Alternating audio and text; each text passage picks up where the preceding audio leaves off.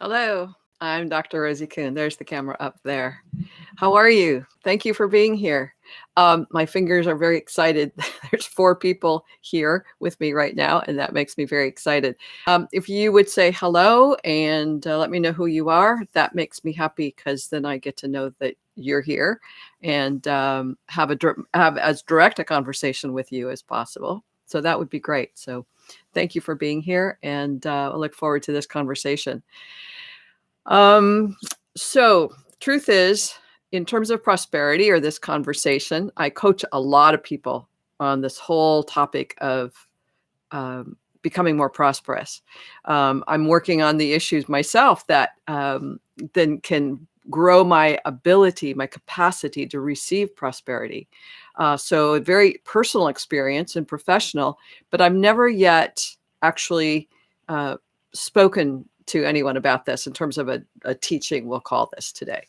And hopefully your questions, hi Marge, hopefully your questions will be engaging me in a way that so that this doesn't feel like just a teaching, like here's what you should do kind of thing about prosperity. So that's my intention today, is to be with you and again in a conversation about how to be intentional about your prosperity. And so the emphasis is on how to be intentional about your prosperity. And this is a place that I think is really, really important, because most people go, okay, I want to be prosperous. How do I do that? And we read books and we watch videos, and here's the top 10, and here's the top 5, and here's the top 7 things. Hi, Fred. Thanks for joining me. But to say, okay, now how do I be intentional about my desire to be more prosperous? How do I do that? And that doing business is really challenging. And in our consensus reality, the way that we've been taught, the way that we see things, the way that we interpret things, we believe it's the doing that we need to emphasize. And but if we back up a couple of steps, we can ask the question, well, where does our doing come from? If I'm going to do stuff, hi, Aisha, thanks for being here. If we're going to do stuff that's going to be that's going to cultivate more prosperity, what's the source of that doing? Now, most of us, and if you've ever trained with me or coached with me, you know I talk a lot about contexts. Our context around money, our context around prosperity in this case, is based on our judgments, our assessments, our belief systems, what we've been trained to believe or think, our own experience and our assumptions and other things. It's basically what's true about money. And this is kind of where we have to start with being intentional, because we have to look at, how do I think about money? What do I believe about money? How do I judge people who have money or don't have money? What are my beliefs and interpretations, and what do I do with that? So for instance, quite often, I mean, I do a lot of spiritual teaching, spiritual coaching, spiritual orienting kind of talks like this. And people will say, well, money isn't spiritual. Material wealth is not spiritual. And that's an interpretation that somebody made up. That's an interpretation, that's a thought, that's a belief system that is part of some religious and spiritual traditions, but is it really true? And so that particular belief, money is not spiritual. And if there's an element of that in your belief system, then that will diminish your ability to receive prosperity, to receive abundance, because you're saying, this is bad, so I can't have it. But I want it, but I can't have it. And even then wanting it then cultivates guilt. So now I'm at a second level of not being able to get it, because now I'm guilty of something. Guilt makes us have a sense of unworthiness.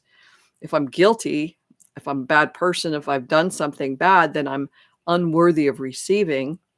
That's another level of a diminished ability to receive. So part of the intentionalness in growing your intention, how to be more intentional, is to be able to see, so what are my intentions? If I'm intending to be prosperous, then I have to also look at, like I'm saying, what are the things, let's say I'm committed to being more prosperous, and I truly am more committed to being prosperous. I have to look at my belief systems. Is money spiritual or is it not spiritual? Is material wealth spiritual or not spiritual? And the fact is that money or currency or materials is just that. But our orientation in terms of how we perceive it, perceive us or others as right, wrong, good or bad, is where we need to focus ourselves. If we think money is bad, then it's not going to come to us. Now there's some people who go, well, there's a lot of people who have a lot of money and they're not necessarily good people. And that's an interesting concept and an interesting perspective, that why is it that some people have enormous amounts of money and they're not necessarily conscious, compassionate people? It's because they have a belief system that does not limit the ability for money to come their way. It's for them, there is no filters that filter out the prosperity. The money just keeps flowing because there's no filters that stop it. So most of us have these filters that says, well, money is bad, or people who have money are bad. Money spoils people. It makes you unhappy. All kinds of thoughts about that. So if we understand that if there's no filter in the way that gets in the way of prosperity, then we're looking at, well, what filters do I have about money? Now, this can come in so many different forms, and I'm open to any questions that you guys have, because that's really, really helpful to hear your questions. Helps me think about this more clearly and articulated, because I'm just throwing so many thoughts out at one time. I've got a whole couple of pages of notes, but I really want to stay focused on how do we do this intentionally. And number one is we have to look at those filters, which is our belief systems, our interpretations, but also the unconscious belief systems that we've taken in, absorbed, and trained ourselves with from our parents and our cultures. There are cultures in the world that had a lot less than, and they were sort of poverty. They had a poverty mentality there was no, in many times, there was, in fact, in terms of like the Depression here in the United States in the 30s, there was no prosperity, very, very little in terms of for most people. And so there was a learning how to be in lack and how to maintain a sense of survival, even though there was so little for people. And so everybody became more constrained and constricted and limited their abilities, their thoughts on what's possible for them to obtain in terms of even a job or some money to feed themselves and their family. Gracie, stop. Gracie, stop. Sorry, Gracie's having a itchy fest. So if we begin by being intentional about wanting to be prosperous, we have to start looking at what are my belief systems about that.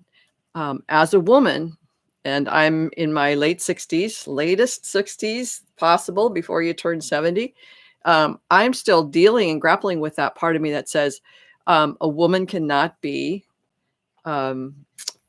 fully prosperous on her own.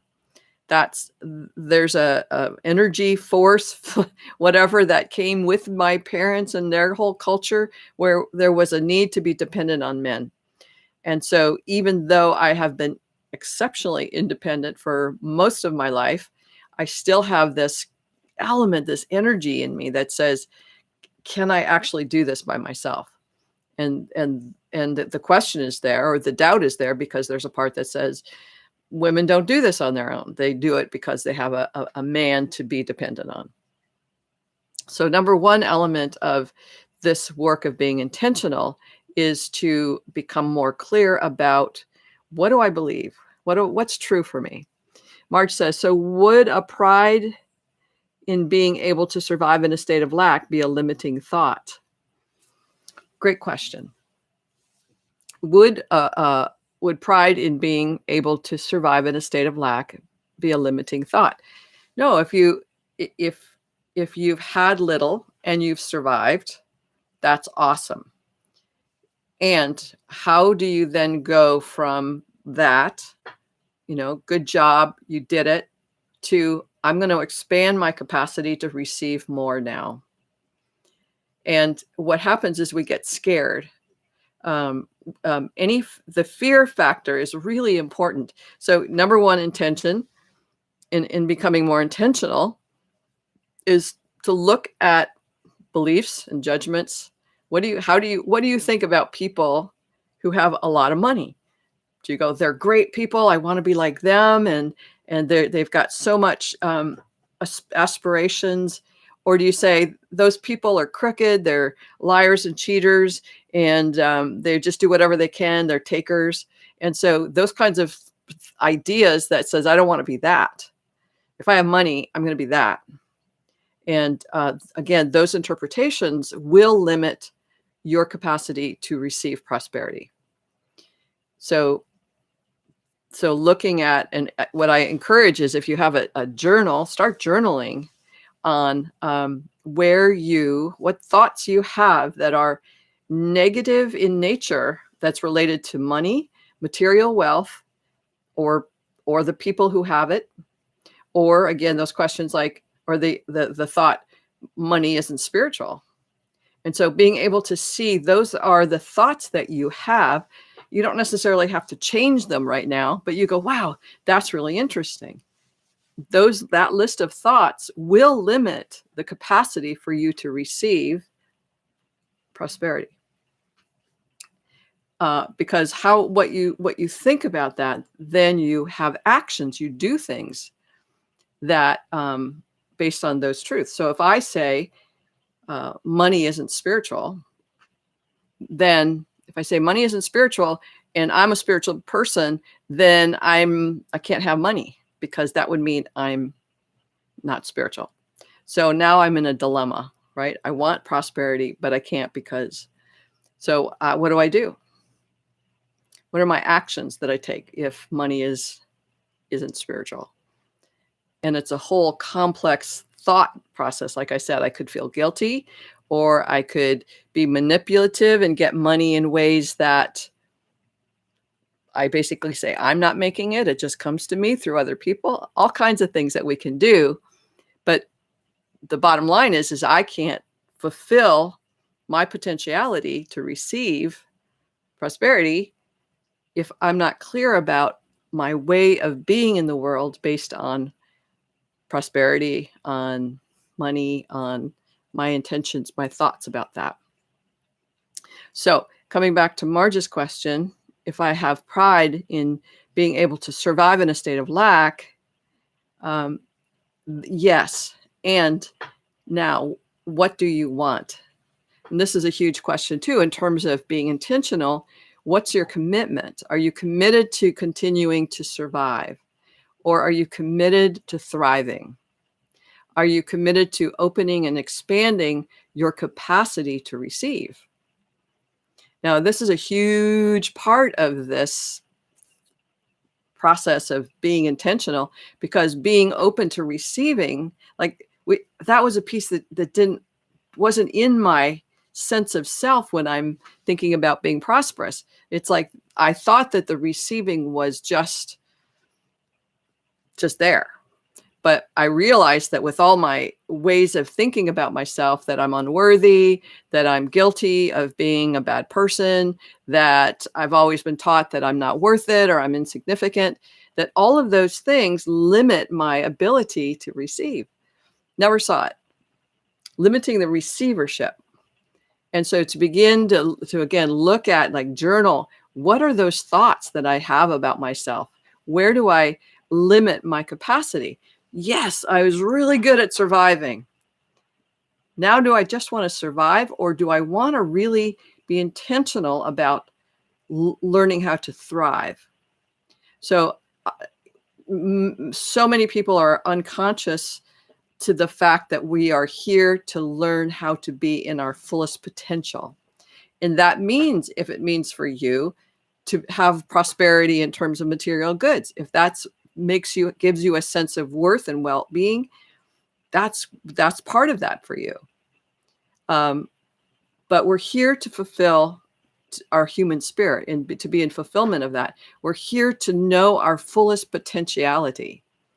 And so, yes, I did a great job. I got that gold medal for surviving depression, surviving as a single parent with no outside sources of support.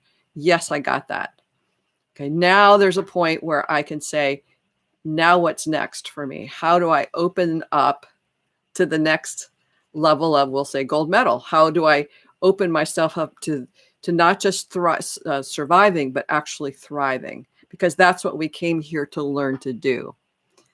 And most of that has to do with undoing a lot of the belief systems and undoing a lot of those interpretations that we took on that we thought were true, just because it's like, well, my mom said it, it must be true. And now we're at a point where we can question reality and question other people's reality and begin to say, well, what's true for me? Hello, David. Nice to be here. Yes, thank you for being here. And yes, we ticked the box. You're here. David is present. So again, we can survive, but what is it that's going to take us intentionally to the next level of thriving? So we leave the idea of threadbare, starving, hungry, poverty, and we go up to the next level, and we become intentional about continuing to raise our ability to receive. And again, it's in Abraham Hicks. I keep leaning back, and I don't know if you can hear me as well as what I'm leaning forward, because I have a microphone in front of me, but it's not maybe close enough. So I hope I keep leaning back. I hope that's okay, that you guys can still hear me. In Abraham Hicks, so Esther Hicks channels this group called Abraham, and they talk a lot about the fact that your money, if you will, is in escrow, which means it's in a place like a bank that's there waiting for you to be open to receiving it. And when we are able to do that, that money will just start coming in.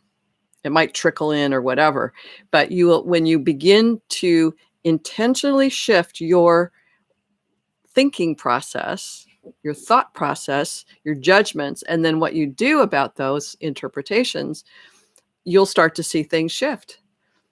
Because you're shifting at a vibrational level, you are shifting yourself. Marge asks, is my mic working in this position? Now is it working? I wonder. Hang on a second. Thank you. It should be working. It should be working. Can you hear me? It's a little bit low. Is that better? I know I'm really close to the camera now. Is that better, Marge? Is that better? I don't know why it's not working. Give me 1 second. USB.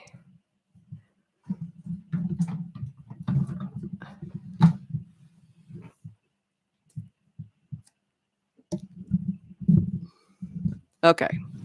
That's pretty much it, I think, how I can do that. So I apologize if it's low today. Okay. Is that better? It's still really low, isn't it? I'm sorry. One more thing to try here. USB out, USB in.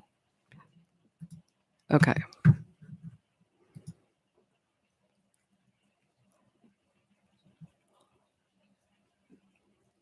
Okay, I'll just keep going on. So the point I was on is that the abundance that's yours to receive is waiting for you. And I've had trouble with this a concept for so long, but I'm starting to grok it a little bit better. And Fred, you say you can hear me when I'm sitting back too. Okay, thank you for that. So it's hard for me to grok that this money is there, and then I keep trying to do the right things so that money comes to me. But the fact of the matter is that money isn't coming to me, and then it's just get confused. Stop messing with it. Okay, Marge, thanks. And so that's part of the thing. It's like I'm doing the right things. So I say to myself, I'm doing the right things. Why isn't the money coming?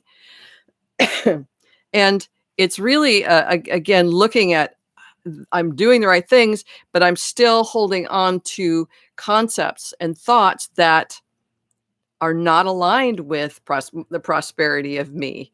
And so the sense, quite often, it has to do with sense of worth and a sense of guilt. How much guilt do I have about being who I am and being unworthy? And I've been listening to, and I've mentioned this to you before, Paul Selig and his guide. So Paul, he channels this group called the Guides, and they're saying, look, you are an aspect of the divine. You are an aspect of the divine. And so you are, in essence, perfection. And in essence, you are worthy of the kingdom, as they say. You are worthy of everything that you want. And that if you're in a state of poverty, you haven't the capacity to become, to cultivate and grow yourself, to, in a sense, become enlightened. You don't have the capacity because you're concerned with life and death issues. But if we get to a place where we have some comfort in our lives, then we can perhaps cultivate gratitude for that, or we begin to open ourselves and expand ourselves to greater levels of thought and processes that work for us. So poverty isn't necessarily a good thing. In fact, it's not a good, I mean, it is what it is, but in terms of it being a spiritual concept, it's not required. But in most of our religions, or many of our religions and our spiritual traditions, poverty somehow is taught to be better than having all the money in the world. Now, then there's the thought that, for a rich man to go through a wealthy man to get to heaven is like having a camel go through the eye of a needle. So that's another element of this, is like, okay, well, what makes that true? And it is what it is. I don't want to go into that whole kind of rabbit hole place where we could go to say, well, why is that that's in the Bible, right? The Bible says that, but it's like wealthy people can go to heaven. It's what's our intention in terms of, if we have prosperity, what's our intention of having that prosperity? And this is another thing that Paul Selig and his guides was like, what's the intention of having that prosperity? So what I live in right now and have been living in for many years is a travel trailer. So this, I live in a 34-foot, beautiful little travel trailer. You guys have seen it, parts of it. There's my little kitchen, and there's Gracie on the couch. So very little. And my intention is someday is to have a house. And when I listen to the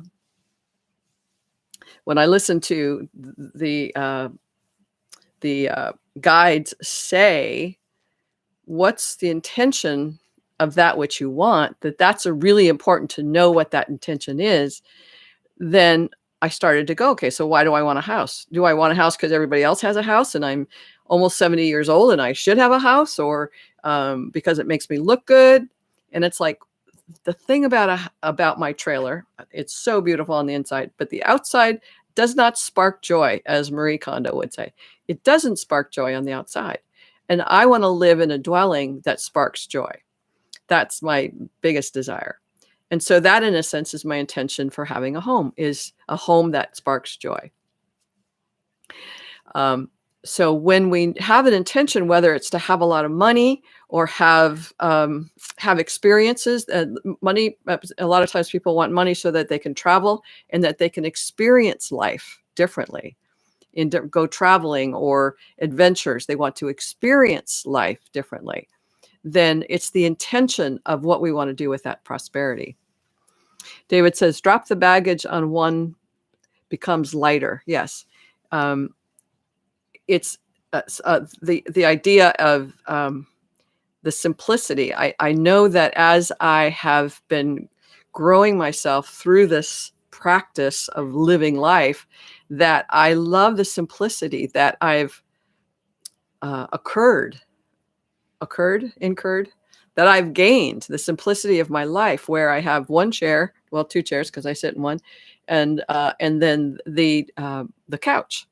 My life is very simple. I have a lovely little kitchen. I have a lovely little bedroom, simple life. And I'm happy with that.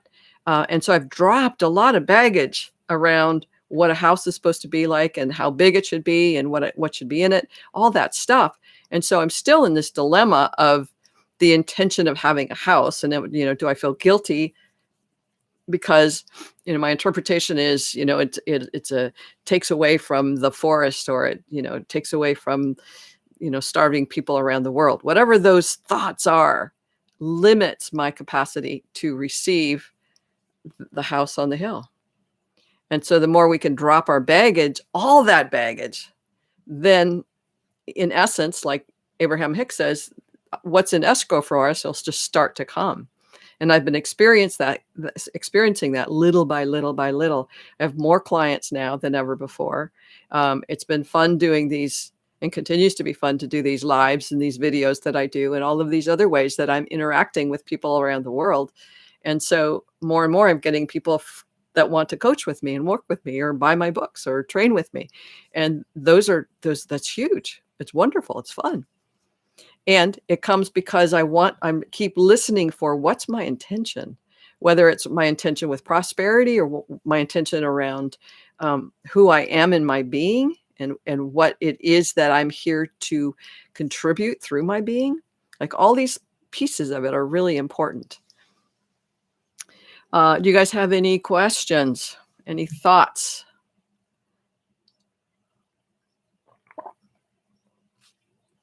We have 6 people in the room, I think, and that's lovely. Thank you for being here. And if anything I've said so far has made sense or been of value, if you could give me a thumbs up, I would really appreciate it. That lets me know that I'm on the right track with you and what I'm saying makes sense. Last week, we talked about forgiveness and unforgiveness. So one way that we can deal with our unforgiveness of ourselves. So for instance, having made choices in my life where I have hurt people have been hurt by my choices, then I have a state of unforgiveness around myself at whatever level that is. And I then could believe and have believed that my prosperity is at the detriment of those people, specifically my children. Is if I become prosperous, it's at the detriment of the people that I hurt. Now, that's a big interpretation. That's going to stop the money coming in. Yeah? Right on that one?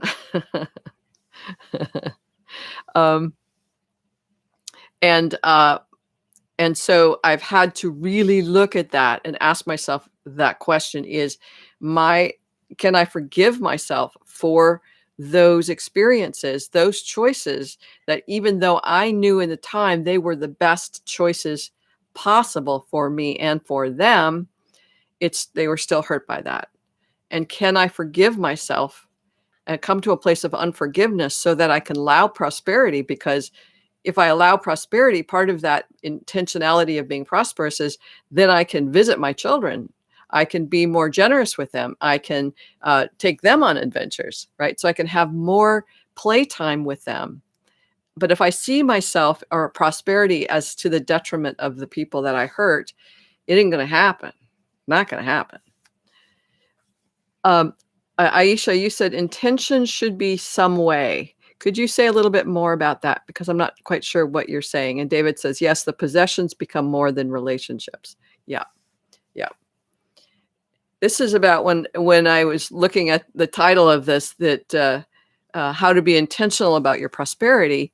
Is this really about how to be intentional in your living, in your life, or is this about prosperity? It's about both. But how we be intentional is huge because it's part of everything. It's like, how do I be intentional? And we'll talk about this over the next few months. How do I be intentional in terms of my health and well-being? And we can say, well, just eat better. But we have to go to those interpretations or those patterns of being, those ways of judging, or, my heritage is German and I love German food. I love all the potatoes and the sauerkraut and the meat and the, heavy foods. I love them, right? Is that, and my intention is never to have to give that up, but at the same time, eat healthier. So it's like the intention is there. And so how do I be with the intention in a way that supports well-being in this moment, and also allows me the grace and the joy of enjoying what's been part of my livelihood. My intention is to help people as a coach. How I make money then. So again, the question is, what's the content? You can, your intention is to help people, and you can help people. And depending on your interpretations, this is so important, because when I'm saying what I'm saying, I'm sharing with you from my orientation. And each and every one of us has our own orientation in terms of how we see life. We have these glasses on that create filters that says, yes, I can charge a lot of money for my coaching, or I can't, or whatever those filters are in those interpretations. Those create either that openness to receiving or shuts the door to receiving. And so we have to question, oh, does that open the door, open that space for receiving, or does it close it? And most of us have those closed doors.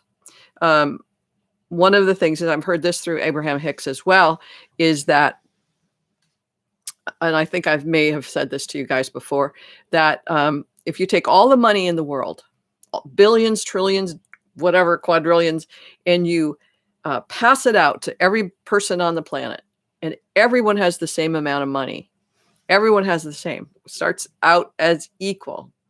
Well, in a very short period of time, that money will go back to those that can actually receive the money. And those that go, oh no, I can't do that, or oh no, it's not spiritual, or oh no, I'm unworthy, that money will disappear from us. People who win the lottery, within 5 years, they're back to normal, whatever that was, because they haven't been working on becoming intentional to hold that level of prosperity. Now, I have a lot of prosperity in a lot of ways. I might live in a trailer, but I live on a 10-acre piece of property in one of the most beautiful places on the planet, as far as I'm concerned. So my prosperity, I'm not living in poverty.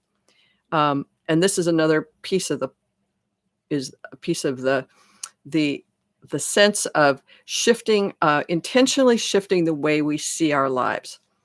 And in this case, intentionally seeing myself as not lacking. I practice that I lack nothing. Now, people can say, well, Rosie, you don't have a house. Rosie, you've got an old car. Rosie, whatever. It's like, yeah, but that's not how I am engaging with the world. I engage the world from, I lack nothing. David says, I follow people who live on the English Channel, canal boats, and they are extremely happy. Yes. It's not about it. It can be about having the best canal boat on the planet, and that makes them happy, or it can be just what gets them down the channel. It's our intention and how we hold our reality. Do I need more? Probably I don't need more. Do I want more? Maybe. Do I want to go visit my children in Canada? Absolutely. So I need to make money to do that. But we can, it's coming back to Aisha's thoughts about this is like, what do you want to make money? And is it okay for you to make money as a coach? And if that's a yes, then that's a yes, right? If there's guilt about that, then let's talk about that. What's the source of the guilt? So there's some elements of when we're looking at becoming prosperous, there's some elements that are really important to take into consideration. And they all have to do with our belief system. Am I guilty if I charge for my coaching? Do I feel guilty about that? What's the guilt about? Do I lack that poverty mentality? Am I afraid that if I get prosperous, that I will become money hungry or power hungry, and then I'll become this different person? We don't know. That was one of the fears I had, is like, what if this changes me? It's like, well, I'll figure that out when I get there. But it was stopping me because my intention was, I want to stay a good person. If I make money, I might not be a good person. And so it's like, well, let's look at that and check that out once you get to that problem. If that becomes a problem, let's look at that. But for now, you can be a good person. You can be look at the people who are, I'm trying to think of the guy in, Microsoft guy. He and his wife have given away billions of dollars because that's what they do. They're just generous with their money. And that's that generosity of spirit that comes through and can come through. I want to practice that kind of generosity. I want to know what that's like. And so part of being intentional with creating prosperity is I want to be intentional with that kind of prosperity and that kind of generosity, because I think it's fun. So that kind of thing starts to show up. David says, people appreciated what they work for and receive. To achieve is reward. Charity sometimes reduces one's self-esteem if it becomes a lifestyle, hence guilt. Yeah, you just say so much, David, in so little space. It's just amazing what comes through that. 200 characters or less. Yeah, when how I'm got about 14 thoughts all coming around at the same time. There is micro loans for individuals in third world countries, but probably in the United States as well. There's these loans for people that they get a loan and they pay it back, and then they get another loan. So they get little loans. And most of these loans, as far as I knew, this is when I was doing more of this kind of work, the women, these micro loans were for women only, because women are more likely to pay back the loans. But they found that the women who took these loans to create their crafts or create their business, they paid it back, and then they took out another loan, perhaps to increase their abilities to hire other people, and it just continued to build. So rather than, much like what you're saying, David, just giving people, being charitable, when you can help them build that self-esteem and that sense of worth, that builds that capacity for growing that potentiality. And so was there pride for these women, Marge, that they were able to survive with so little? I would suspect so. And is there pride in a different way, that they're growing their capacity to not only flourish and thrive in their own self, but they're bringing that to the world. They're bringing that to their communities. They're bringing that to other women and perhaps men in the world. So yes, David, that sense of charity doesn't necessarily grow one's capacity for I'll say self-knowing, in a sense, knowing ourselves in that capacity, as opposed to knowing ourselves in that sense of worthless, insignificant, belittled place. So we're working on all of this when we're looking at prosperity. In a sense, again, how we see ourselves as guilty or unworthy, where we've been dismissed and oppressed by our culture or by our religions that says you don't deserve, or, in the Catholic religion, I think all religions, in terms of, because there has to be a support of the religion itself, but that sense of you be impoverished, but, pay your monies to something the church, whatever that is, or organizations that you give all your wealth over to. And it's a sign of, in a sense, faith. That's just another interpretation. These are all just interpretations based on organizations, based on people. Some person said, hey, let's have everybody give their money to us so that they can experience faith in God, in knowing that no matter what, they will be provided for. Might be a little bit, but you'll be provided for. We don't know. All of this is part of our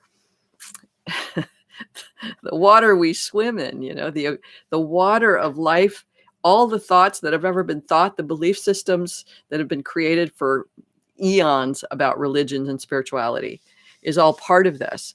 And what we want to do is get intentional and clear about what's really true about money. Money is just a thing. It's just currency.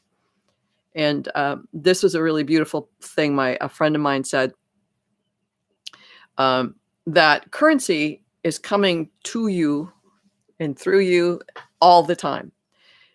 And we think of money as being the only source of currency, but we've got love and kindness and compassion as currencies. We've got generosity as a currency. We've got beauty as currency. We've got the flow of our work, our relationships with people that we love. Those are all forms of currency. Our health and well-being is currency. The food that we bring into our being is currency. And so our friendships, or people saying something kind, a wave down the street, all of this is currency. And when we become more mindful of that, then we become more mindful of, wow, look at all the ways that I go, no, I don't have it. I don't have any prosperity. I don't have any prosperity. I don't have any currency. Look at my pockets, right?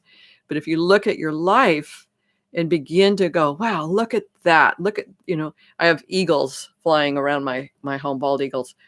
And, what it brings to my being is incredible nurturance. Like, how sweet is that as a currency? So we have all this currency that's coming constantly to us. And so becoming more conscientious to say, oh, look at the currency that is coming to me. And that helps build, again, intentionally builds the ability to say, wow, that's coming to me, and I didn't even know it. And now I can be more conscious of receiving that. So then now I can be more conscious of receiving other forms of gifts or challenges in the form of gifts. David says, money is an IOU transaction. Therefore, when we do not have an IOU or what we owe someone else, we become free and happy. Be ahead of what we owe. Yeah, that's really great. So we take it for granted that this piece of paper, a paper dollar bill, it is it says I owe you something, and you can take that IOU and you can spend it someplace else. But if we let go of all of that and practice being intentional about what's the prosperity that I actually am thriving in, then we create, in a sense, this nest that can create even more of that thriving. And in essence, it's not about the money. You're going to hear me say this many, many times.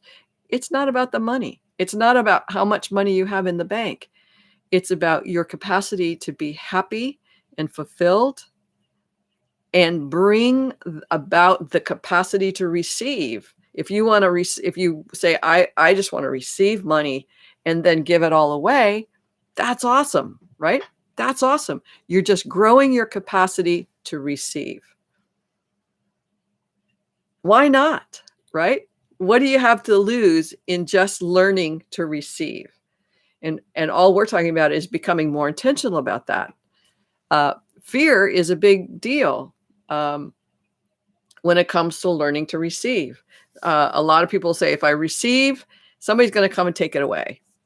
A person I knew had a story that he's told forever, that he had a coin collection and his little brother inadvertently took it and started rolling the coins down the street, and most of them disappeared.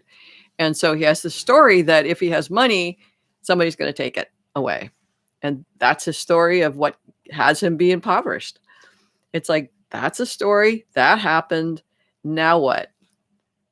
Do you want to be intentional about receiving? Then you're going to have to let go of that story as being the reason, the source of your poverty. My dad was the way he was. My mother was the way they were. And, they went through the Depression. And so I have all that stuff about, holding on to and surviving. That's a good thing. And how do you allow that to get in the way and be a filter from being in receivership? How do you let that get in the way? Big question. Big question. And if you have some answers, I'd love to hear from them. I like, David, what you said, be ahead of what you owe, but what we owe. A number of years ago, I filed for bankruptcy. It was something really important for me to do. And again, in terms of a context, it's a violation of my promises and my agreements to the banks or the credit cards. And it's a terrible, horrible thing. And I'm a terrible, horrible person. And I had to look at that because financially, I wasn't getting ahead. Financially, we can talk about the political system of the economic blah, blah, blah. But the fact of the matter is, I was struggling, much like if I was in a marriage where I was struggling and I made that promise and commitment to stay in that marriage. At some point, I have to decide to end that relationship if I'm going to thrive or even survive. So I had to look at, first of all, the intention. What's the intention of going through bankruptcy? Is to stop being in that state of owing, as David said, be ahead of owing. Now, a lot of people aren't going to agree with the choice that I made. That was my choice. You guys will make your own choice about those kinds of things. But it got me out of that relationship of owing and being beholding to somebody. It got me under, and that was like 5 years ago or more. And because of that, I mean, I've been, aside from my student loan or from, small loans, I don't have a credit card. And so I'm never in that relationship with what you're talking about, David, being ahead of what we owe. I'm not in that relationship. I'm free of that stuff. And I thought when I went through bankruptcy and being free of all that stuff, that it wouldn't lead to prosperity. It never occurred to me. But that a debt or oppressed perspective that I held, interpretation, my context, shifted when I let that go. Something shifted. And since then, little by little, I have a greater capacity to receive. So I'm saying it that way because I want you to see it's all about your ability and willingness in being intentional to receiving. It's not about you're going to win the lottery. I mean, that might happen, but if you haven't vibrationally or even in terms of your interpretation said, hey, I am so worthy of $50 million coming my way. I am on it. Most people can't handle that kind of vibrational abundance. And so they go, get it out of here. And it does. It goes away. David says, love is not a transaction. It is freely received. And the more we give it out, the more flows through us. Therefore, we become rich in this feeling. Such being promotes success and opportunities. Yeah. If we look at our transactions with people, here's another thing I want to say. Thank you, David, for that. What was I going to say?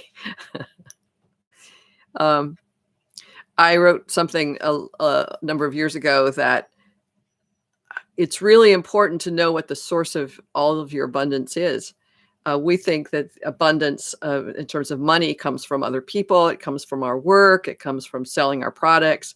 It comes from our inheritances. So money comes from people. I went through a really hard time, as I obviously am sharing with you. And I thought, who can I borrow money from? Where can I get that money from? Where can I get somebody to help me out? And this big fear thing was going on. And it was like I got a little ding on the head, and this voice said, those people are not the source of income. They are not the source of your abundance. It's us, the universe. We are the source of that. So if you want to get straight with and figure out how to, you know, get some money to survive, you gotta check in with us. This is what really has to happen. And when I got it, I mean, it was brilliant. And the other piece of that was I have a huge student loan, and through this process of going, oh my God, what am I going to do? This guidance from the other side said, look, we had you do that PhD. We got you into that financial investment. We're going to take care of it. So don't worry about it. So those kinds of conversations happened, and I listened and I heard it. My clients are not my cash cow. And this speaks, I think, David, to what you're saying. My clients are not my cash cow. My renter is not my cash cow. That's not the source of my money. And if I know that, then my relationships with my clients, and this speaks, Aisha, to what you're saying too, my relationship with my clients is about being in that relationship and just so appreciating and honoring and respecting this relationship that's going on. Much like you're saying, David, this love is happening. And it's not about the money. But people go, I want to pay you for this, right? Here, I want to give this to you because you give me this. I want to give you that. And it's not about the transaction. It's about love being exchanged for love in just different forms. So a lot of people will say, currency and money is a form of love. And it is. It's a form of energy. And other people will say it's a form of hate, or it's a form of evil, or whatever. It's all in our interpretations. And as we become more conscious of our intentions of what we want to receive, then we're willing to say, well, am I holding a belief that says currency or money is bad or evil, or I'm unworthy? Am I holding those things? And if so, is my wealth at the detriment of somebody else? It's a big question. Is me getting wealthy going to be at the detriment of other people? And I held for the longest time that was a yes. If I had money, it's because my children missed out on A, B, C, and D. So, but I've stopped that because my poverty is to a detriment of me and to the detriment of them. And it's a detriment to a lot of people to be in poverty mentality. It doesn't serve anybody. And so when we can become more intentional about going, regardless of whether you want more money, that you want a better life, you want to thrive, even, as in the most simplest parts of the world, or the simplicity of life, we have to let go of a lot of this baggage, as David says. We have to let go of all this baggage. And it's hard work. In a sense, we have to be mindful and conscious of what it is we're thinking, what it is we're saying out loud, what it is we're feeling in our bodies, and being more conscious of, wow, that state of being is not in alignment with receiving. Just not. You know it. I know it. You can't be in fear. And again, the people who have money they don't have these conversations as much as most of the rest of us. We have these convoluted, entangled contexts around what it is and what it isn't, and what should be and what shouldn't be. And so therefore we are in that mental construction, but we're not in the receiving. We're just in the consternation of all of it, which is a silly waste of time. And if we come back to what David is saying, it's just, hey, the simplicity of just being open to receiving. Notice when you're not. Notice the feelings, and we'll talk about this we'll talk about the unconscious guilt and the guilt that we hold, and what's the purpose of that, and how does that really make a difference for you in terms of thriving. And most people will say, well, feeling guilty doesn't contribute to thriving. It's like, well, that's good to know. Now, what do you want to do with that information? What do you want to do with that information? It's being more intentional with your life. It's fun. Why not generate tons of money? And if you don't want it, give it away. That's cool, right? It's an exercise of practice in conscious manifestation of your abilities to thrive and your abilities to empower yourself and support yourself in your full potentiality. Paul Selig's group, the guides, are all about that. It's like you're here to know yourself in your fullest capacity as an aspect of the divine. Like, quit wasting your time with all this stuff. Just start listening to where you go, oh, I'm afraid. It's like, is that necessary to be afraid? No. Okay, good. Oh, I feel guilty about that. Is it necessary to feel guilty about that? No. Okay, great. So we start to look at and start throwing out the stuff that isn't working to bring about intentional thriving in your life. And whether that's through, again, money or through love, in terms of love of a special relationship or where you live, all of those things contribute to the simplicity of a beautiful life. And whether you have money or not, it doesn't really matter. But the ability to manifest money is just an ability to manifest. And why not cultivate that everywhere in your life? So the more intentional we can become about that, the better, I think. So if what I'm saying to you is valuable and you're still here listening, if you could give me a thumbs up, that would be really wonderful. That's a form of currency on the YouTube channel. And it's an expression of appreciation. That thumbs up is an expression of appreciation, an expression of you being you. And whether I've earned it or not, it's not a matter of that. It's a matter of how could you share that's a form of currency, as I'm saying. How can you share appreciation in a way that makes a difference for you? So we have just a few more minutes. What's the big takeaway for you? Those of you who've been here and listening, thank you so much for participating. What's the big takeaway? What have I said that has really landed that you're going to go, okay, I'm going to practice this, or I'm going to think about this more? Is there something that I've said or expressed that has made an impression somehow for you?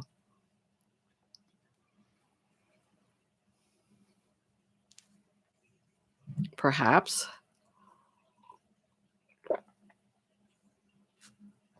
And for those of you who are not on the live, but will be watching this later, I would love to have you also share through the comments below those things, like what was the takeaway for you? What made a difference because I've said it or shared it with you? Aisha says, that was my mindset before listening to today's video. I always think I don't deserve money, but my mindset has changed by your coaching. Money is abundance, and we deserve to charge for our work. So abundance. But yes. Yeah. Aisha, you are a gift, and that gift of presence, you have a right to say, here's what that's worth to me, my presence, my gift, my skills, my intention to be helpful. All of that contributes to the well-being of the person who's sitting with you. So thank you for that. I appreciate that. All right. Well, again, if there's anybody who has more comments, you can add them below, if you will. That would be awesome. And again, if you haven't given me a thumbs up, I would really appreciate that. You can give me a thumbs up, and then if you want to change your mind, you can take it away. It's very, very flexible that way. All right, you guys, thanks again for being here. I really appreciate it. I'll talk to you again next week. Bye for now.